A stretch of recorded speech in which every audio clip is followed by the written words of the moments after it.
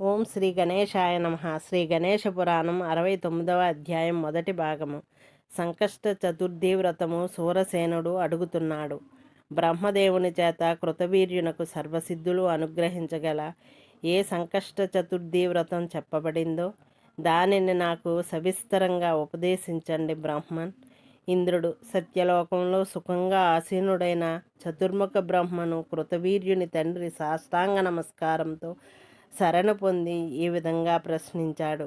ఓ దేవదేవ, జగత్తుకు సృష్టి విధాత, ఆశ్రయించిన వారికి బాధలను నివారణ చేసే దేవ, నా హృదయంలో గాఢంగా నెలకొని ఉన్న సందేహాన్ని అడుగుతున్నాను. దయచేసి దానికి సమాధానం ప్రసాదించండి. ఆపదలచే కొట్టుమిట్టాడుతూ ఉన్న మానవులకు, చింతలు దుఃఖాలు సమస్యలతో గల్లంతు కాబడ్డ హృదయం గల ఆర్తులకు, ఆప్తుల వియోగంతో, దగ్గర మిత్రుల చిరకాల వేర్పాటుతో బాధపడుతున్న మానవులకు వారి సంకటములను నివారించే ఉపాయమేది? ధనదారిద్ర్యంతో బాధపడే దురదృష్టవంతులకు సంపదనిచ్చి, సౌభాగ్యము మంచి సంతతిని ఇచ్చి, సకల సంకటములను నశింపచేసే ఉపాయం మానవులకు ఏమి కలదో ఉపదేశించండి దయతో. బ్రహ్మదేవుడు చెబుతున్నాడు. ఓ రాజా, నీవడిగినది చెబుతున్నాను, శ్రద్ధగా విను. మానవులకు సకల సిద్ధులను ప్రసాదించేది కేవలం ఈ వ్రతాన్ని అనుష్ఠించిన మాత్రం చేతనే. కోరిన వాటినన్నింటినీ ప్రసాదించగలట్టి సర్వసిద్ధిప్రదమైన గణపతి వ్రతాన్ని నీకు ఉపదేశిస్తున్నాను. బ్రహ్మ ముహూర్తంలోనే స్నానము చేసి శుచి అయి తెల్ల నువ్వులు మంత్రేషదులు సంపాదించుకొని ప్రాణాయామ ధ్యాన సహితంగా విఘ్నహరుడగు గణపతిని ధ్యానించి వ్రత సంకల్పం చేసుకోవాలి. ఆ పైన పరమభక్తితో గణేశ భగవానుని ఆగమశాస్త్ర విధానపూర్వకమైన మంత్రములతో యథావిధిగా పూజించాలి. ముఖ్యంగా ఈ వ్రతాన్ని కృష్ణపక్షంలో చవితి నాడు రాత్రిపూట చంద్రుడు ఉదయించే వేళ ఆచరించాలి. రాజు ఇలా ప్రశ్నించాడు. ఓ బ్రాహ్మణ్, దేవదేవుడైన గజాననుని ఏ విధంగా పూజించాలి? ఆ వ్రతాన్ని ఆచరించవలసిన క్రమం మరికొంత వివరంగా అర్థమయ్యేలాగా ఉపదేశించండి నాయన. దయతో బ్రహ్మదేవుడు చెబుతున్నాడు. ఉదయమే లేచి కాలకృత్యాలను నిత్యకర్మలు పూర్తి చేసుకొని సాయంకాలం చంద్రోదయమయ్యే సమయం దాకా నిరీక్షించాలి. సరిగ్గా చంద్రోదయ సమయానికి ముందే శుచి అయిన ప్రదేశంలో పవిత్రమైన గోమయంతో అలికి పూజా వేదికను నిర్మించుకోవాలి. శుద్ధ పసుపు కుంకుమలతో ముగ్గులు పెట్టి అలంకరించిన ఆ పూజా వేదిక పైన గణేశునికి పీఠం ఏర్పాటు చేయాలి. దానిపై ధాన్యమును కానీ బియ్యమును కానీ పోసి పట్టు వస్త్రము కప్పి అక్షతలతోనూ పుష్పములతోనూ పూజా విధానం ప్రకారం కలశస్థాపన చేసి కలశ పూజను చేయాలి. ఆ కలశంలో యథాశక్తి పంచరత్నములు, పంచవల్లవములు, సువర్ణముతో కలిసిన పరిశుద్ధ జలాన్ని నింపాలి. బంగారం లభించకపోతే శుద్ధమైన వెండి కానీ, దానికి శక్తి లేకపోతే రూపాయి నాణ్యం కానీ వేసి కలశం పైన నూతన వస్త్రం, టెంకాయ, పల్లవములతో తెల్లని పట్టు వస్త్రములతో శిఖరాన్ని పెట్టి ఆ కలశం క్రింద బియ్యంపై ఆగమశాస్త్ర విధానం ప్రకారం గణేశ యంత్రాన్ని నిర్మించాలి. ఆ మహాగణపతి యంత్రం పైన గణేశుని మూర్తిని బంగారంతో కానీ వెండితో కానీ సర్వలక్షణ సమన్వితమైన విగ్రహాన్ని స్థాపించాలి. ఆ విధంగా ఏకదంతుడు మహాకాయుడు కలిగించిన బంగారు వంటి శరీర వన్నె కలిగిన విశాలాక్షుడు, మండుతున్న అగ్నిహోత్రం వంటి తేజోవంతమైన నేత్రములు గలవాడిని, పూర్ణకుంభం వంటి లంబోదరము కలిగి ఒకే దంతముతో మూషిక వాహనుడైన గణపతి దేవుని మూర్తిని, శేషుడు యజ్ఞోపవేతంగా కలిగిన దేవతలు చామరములతో సేవిస్తున్న గజానను ధ్యానించాలి. అలా మనోమయమైన గణేశమూర్తిని తన భావనలోనే దర్శిస్తూ, ఓ దేవదేవేశ, దయచేయండి, నా సంకటములను నివారించుము. కృపతో నా వ్రత సమాప్తి అయ్యేదాకా ఈ పీఠమున ఆసీనుడువు కమ్ము. ఇదిగో ఆసనము, ఆవాహనము, ఆర్ఘ్యపాద్యములు సమర్పిస్తున్నాను అంటూ సహస్ర శీర్ష పురుష అన్న పురుష సూక్త మంత్రంతో ఆవాహనం చేయాలి. గణాధీశ నీకు నమస్కారం.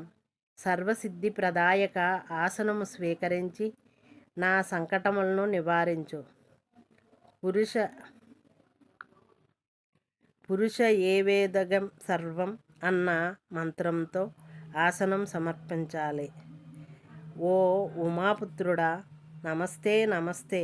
కుడుములు భక్ష్యములు ప్రీతితో ఆరగించు స్వామి. ఆర్ఘ్యపాద్యములు స్వీకరించి నా సంకటములు నివారించు. ఏతవానస్య మహిమ అనే పాద్యము. ఓ లంబోదర, నమస్తే నమస్తే. నవరత్నములు ఫలములతో కూడిన ఆర్ఘ్యమును స్వీకరించి దయతో నా సంకటములను నివారించు. తిపాదూర్ధ్వః ఉదయ్ పురుషః మంత్రంతో ఆర్ఘ్యము సమర్పించాలి. గంగాజలముతో పవిత్రం చేయబడిన సర్వతీర్థములలో సేకరించిన ఆచమనీయమును స్వీకరించు. దయతో నా సంకటములను నివారించు. తస్మాత్ విరాడజాయత అన్న మంత్రంతో ఆచమనం చేయాలి. పంచామృతములైన పాలు, పెరుగు, తేనె, నెయ్యి, చక్కెర కలిపిన పంచామృతములను స్వీకరించు గణేశ ప్రభు. నా సంకటములను నివారించు అని యత్పురుషేణ హవిష అన్న మంత్రంతో పంచామృత స్నానం సమర్పించాలి. నర్మద, చంద్రభాగ, గంగానదీ జలముల స్నానమును ఔషచారిక స్నానంగా సమర్పించాలి. సప్తాశ్వాసన్ పరిదయ అన్న మంత్రంతో శుద్ధోదక స్నానం సమర్పించాలి. ఓ గజానన, నాచే సమర్పితమైన ఈ నూతన వస్త్రములు చాపును స్వీకరించి నా సంకటములను నివారింపుము అని చెప్పి తం యజ్ఞం బర్హిషి ప్రోక్షన్ అనే వస్త్రయుగ్మం సమర్పించాలి. ఓ వినాయకుడా, నమస్కారం. పరశుధారి, దయతో ఈ యజ్ఞోపవేతాన్ని స్వీకరించి నా సంకటములను నివారించు. తస్మాద్య సర్వహతః అనే యజ్ఞోపవేతం సమర్పించాలి. ఈశాపుత్ర నమో నమః. మూషిక వాహన నమస్తే. దయతో నేను సమర్పించు చందనం స్వీకరించి ఈ శీతలోపచారముతో నా సంకటములను నివారించు. తస్మాద్యజ్ఞ సర్వహుతః అను మంత్రంతో చందనం సమర్పించాలి. పవిత్రమైన ధాన్యంతో క్రొత్తగా తయారు చేయబడిన అక్షతలను సమర్పిస్తూ నెయ్యి, కుంకుమలతో కలిపిన అక్షతలను, సంపెంగ, మల్లె దర్భలు, పారిజాతము వంటి అనేక పుష్పాలను తస్మాదస్య అజాయత అన్న మంత్రంతో పుష్పాక్షతలను సమర్పించాలి.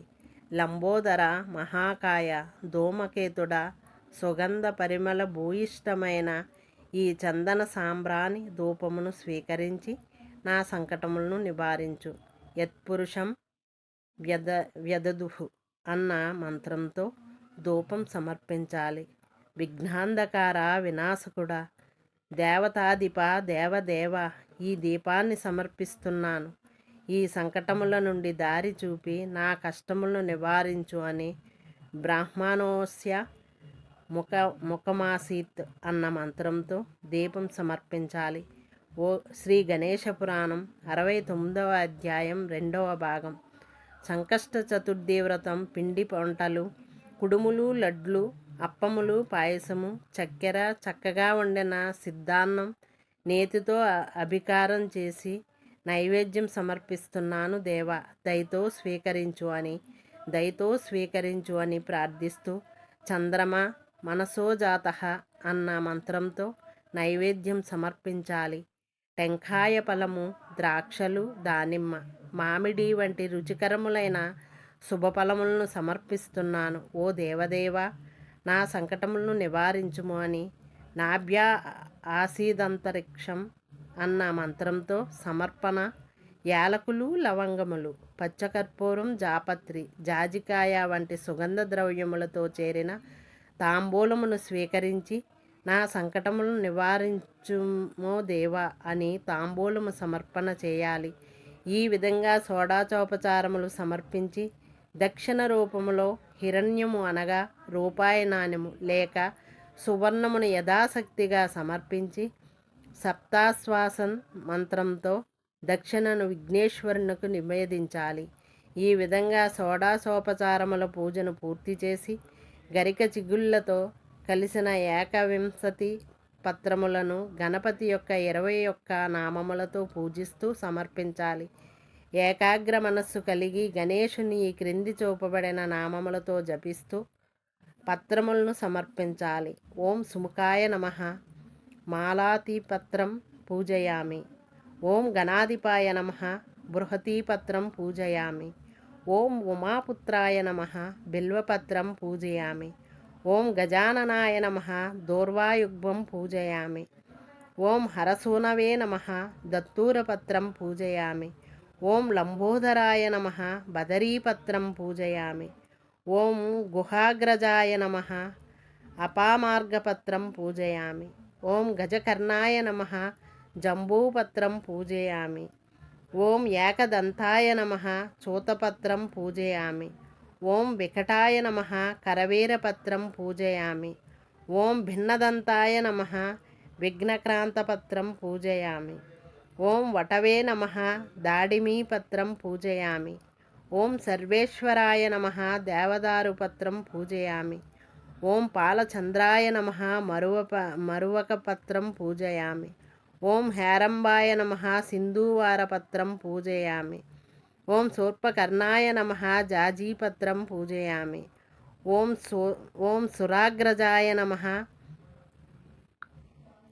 ఓం సురాగ్రజాయ నమః గణకీపత్రం పూజయామి. ఓం ఇభవక్త్రాయ నమః సమీపత్రం పూజయామి. ఓం వినాయకాయ నమః అశ్వత్థపత్రం పూజయామి. ఓం సురసేవితాయ నమః అర్జునపత్రం పూజయామి. ఓం కపిలాయ నమః ఆర్కపత్రం పూజయామి. శ్రీ గణాధిపతయే నమః ఏకవింశతి పత్రాన్ని పూజయామి అంటూ ఈ విధంగా 21 నామాలతోనూ ఏకవింశతి పత్రి పూజను చేసి కర్పూర నీరాజమును గణేశ భగవానునికి సమర్పించాలి. దేవా, నా సంకటములను నివారించుము అన్న ప్రార్థనతో సుగంధములు కలిగిన పారిజాత మందార తామర పుష్పాలతో పుష్పాంజలిని భక్తితో సమర్పించాలి. యజ్ఞేన అన్న మంత్రంతో పుష్పాంజలినిచ్చి, ఓ గణేశదేవా, ఈ పుష్పాంజలి స్వీకరించి ఈ సంకటముల నుండి నన్ను విముక్తిని చేయి అంటూ పుష్పాంజలిని సమర్పించాలి. ఆ తరువాత గణేశుని ఈ విధంగా ప్రార్థించాలి. దేవా, నీవే ఈ విశ్వాన్ని సృష్టించేవాడివి, పరిరక్షించేవాడివి. గజానన, నీవి విశ్వసృష్టికి స్థితి సంహారకుడవు. ఈ విశ్వాత్మకుడవు నీవే. అట్టి నీకు దేవదేవుడైన గజాననుకు గణనాథునకు విఘ్నాలను హరించే విశ్వరక్షకునకు నాకు ఏకైక దిక్కైన భక్తుల బాధలు నివారించే వేదవేద్య నమస్కారం. ప్రణవస్వరూప నమోవాకములు. భక్తార్తిహరుడా శరణు శరణు. వేద పురుషుడా నమస్కారం, నమో నమః అంటూ విధివత్తుగా గణేశుణ్ణి ప్రార్థించి పునః మళ్ళీ నమస్కరించి ప్రదక్షిణపూర్వకంగా నమస్కారములు 21 సార్లు సమర్పించాలి. ఈ విధంగా విశ్వవంద్యుడైన గజాననునికి నమస్కరించి నాగయజ్ఞోపవీతిధారి పాలచంద్రునితో పరశువును ధరించిన సర్వ విద్యాప్రదాయకుడైన విఘ్నపతిని పూజించి గరిక చిగుళ్ళతో సంకటములు పోవాలనని సంకల్పించి అర్చన చేయాలి. ఈ విధంగా పూజిస్తే తక్షణమే గణపతి అనుగ్రహించి దుష్కర్ములైన కోరికలను కూడా సిద్ధింపచేసి విఘ్నములను నశింపచేసి దుష్టపీడను నివారించగలడు. గణపతి అనుగ్రహం చేత సర్వకార్యసిద్ధి కలుగవలెనని, శత్రువులకు శత్రుబుద్ధి నశించాలని, మిత్రభావం కలగాలని సాష్టాంగ నమస్కారం చేస్తూ పునః స్తుతించాలి. ఆ తరువాత హోమము చేసి అష్టోత్తర శతనామార్చన కాగానే పిండి వంటలు, లడ్లు, కుడుములు, పాయసము, 21 రకముల ఫలములు గణపతి స్వామికి నైవేద్యం ఇవ్వాలి. ఆ తరువాత విధివత్తుగా వాయనమును ఎర్రని రక్తవస్త్రముతో, ఎర్రని పట్టు వస్త్రంతో తన గురుదేవునకు గణపతి స్వరూపినిగా నిమంత్రణ చేసి సర్వ సంకల్ప సిద్ధికై వాయనమివ్వాలి. సంకటాం మాం నివారాయ, సంకటముల నుండి నన్ను విముక్తుణ్ణి చేయుము అన్న వాయనమునిచ్చి గణేశుని కథను పుణ్యప్రదమైన పురాణ శ్రవణమును శ్రద్ధగా విని స్వామికి పునః ఆర్ఘ్యపాద్యములు సమర్పించాలి. ఓ రాజా, ఈ విధంగా చతుర్థి మంగళవారం నాడు బహుళ పక్షంలో వచ్చే సంకష్టహర చతుర్థి పర్వదినం నాడు ఓ గణేశ ప్రియ వల్లభ, నాచే సమర్పించబడు ఆర్ఘ్యములను స్వీకరించి నా సంకటములను నివారణ చేయి అని నివేదించాలి. సంకటహర గణపతిని నిమంత్రించి మోదక ప్రియుడైన సంకటహర గణపతికి ఆర్ఘ్యమివ్వాలి. ఈ క్రింది విధంగా చంద్రునికి 7 సార్లు ఆర్ఘ్యమివ్వాలి. రోహిణీ నక్షత్రం కలిసిన శుభదినం నాడు క్షీరోదార్ణవ సంభూత అత్రిగోత్ర సముద్భవ గృహానార్ఘ్యం మయా దత్తం రోహిణ్యా సహితస్ససి అన్న చంద్రార్ఘ్య సమర్పణ మంత్రంతో ఆర్ఘ్యమివ్వాలి. ఆ తరువాత అపరాధ క్షమాపణ మంత్రం చెప్పి వేద పండితులైన బ్రాహ్మణులను భోజనం పెట్టాలి. వారి భుక్తశేషాన్ని ప్రసాదంగా తాను భుజించి మౌనంగా నియమవంతుడై విశ్రమించాలి. బంధుజనులతో ప్రసాదమును భుజించి ఇట్లు చేసిన వ్రతము శీఘ్రంగానే ఫలసిద్ధిని కలిగించి సమస్త కోరికలను సిద్ధింపచేయును. 1000 ఏళ్ల ఇంతకన్నా సంకటముల నివారణకు సంకల్ప సిద్ధికి వేరు మంత్రం లేనే లేదు అని ఈ విధంగా బ్రహ్మదేవుడు రాజునకు ఉపదేశించగా ఆ రాజు శ్రద్ధగా సంకష్ట గణపతి వ్రత మహిమను విని తరువాతి అధ్యాయంలో చెప్పిన విధానంలో ఆచరించి సర్వసుఖాలను పొందాడు. ఇది శ్రీ గణేశ పురాణం ఉపాసనాఖండంలోని సంకష్ట చతుర్థి వ్రతం అనే 69వ అధ్యాయం సంపూర్ణం. ఓం శ్రీ గణేశాయ నమః.